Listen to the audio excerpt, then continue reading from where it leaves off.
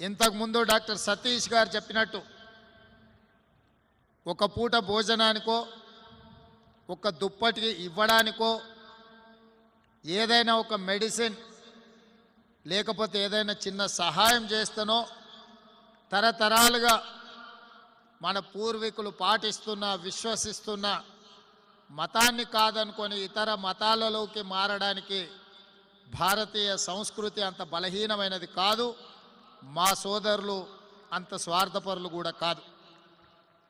విశ్వాసం నమ్మకం ఎక్కడుందో సేవ, అదేవిధంగా ముఖ్యంగా ఎడ్యుకేషన్ అండ్ హెల్త్ ఈ కార్యక్రమాలను క్రిస్టియన్ మిషనరీస్ ఈ దేశంలో ప్రతి పేదవాడికి అందుబాటులోకి తీసుకొచ్చారు.